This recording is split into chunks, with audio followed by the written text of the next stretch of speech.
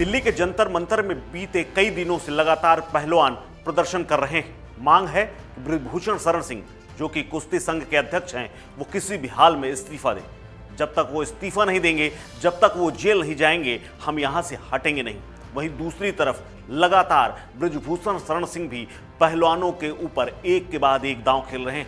अब पहले उन्होंने तमाम बातें कही थी और उन्होंने आरोपों से इनकार किया था, लेकिन अब एक बड़ी बात कही।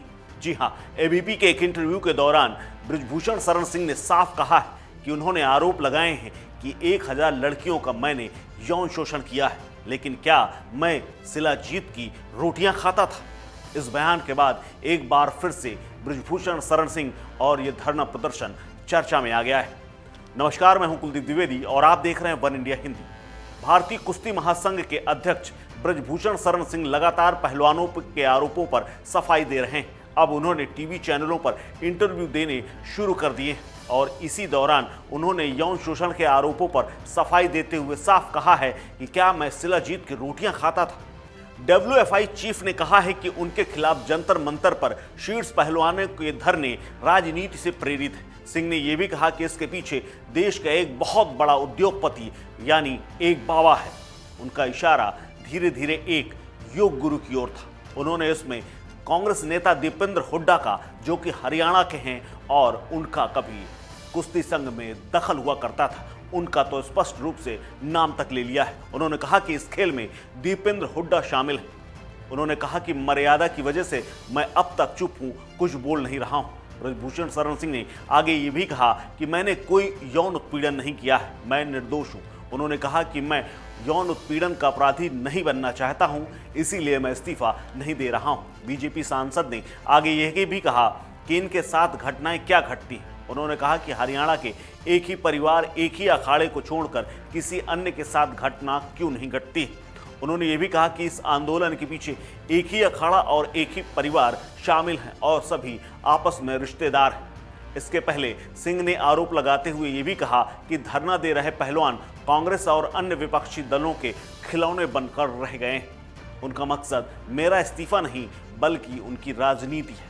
जंतर मंतर पर प्रदर्शन कर रहे खिलाड़ी अब बृजभूषण शरण सिंह की वही गिरफ्तारी की मांग कर रहे हैं। दूसरी तरफ खिलाड़ियों से लगातार एक के बाद एक नेता और विपक्ष के लोग मिलने आ रहे हैं। जैसा कि सोमवार को सुबह कांग्रेस के नेता और पंजाब के पूर्व प्रदेश अध्यक्ष नवजोत सिंह सिद्धू पहुंचे थे। उन्होंने वहां खिलाड़ियों से बातचीत की और तमाम आरोप लगाए।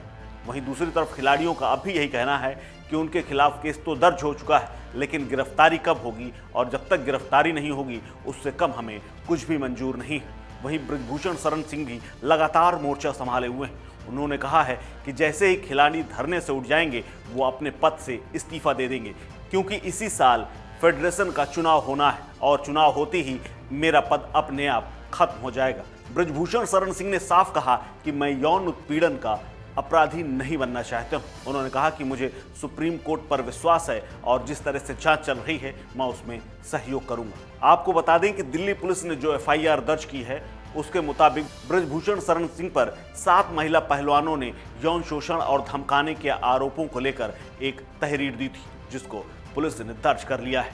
पहली प्राथमिकी यानी FIR में एक नाबालिग ने आरोप लगाए, जिसको लेकर पुलिस ने पॉक्सो एक्ट के तहत मुकदमा दर्ज किया है, जिसमें गिरफ्तारी संभव हो सकती है। लेकिन अभी जांच चल रही है, जैसा कि दिल्ली पुलिस ने सुप्रीम कोर्ट में कह दिया था, और उन्हीं जांच के बदौलत अब तक बयान और बाकी प्रक्रियाएं बाकी है। लेकिन देखना है जैसे ही ये प्रक्रिया शुरू होती है और जांच खत्म होती है, आखिर इस जांच में क्या निकल कर आता है। लेकिन जिस तरह से लगातार पहलवान आक्रामक हैं, वहीं दूसरी तरफ WFI के अध्यक्ष बृजभूषण शरण सिंह लगातार हार मानने को तैयार नहीं है। अब देखना है ये लड़ाई कहां जाकर थमती है।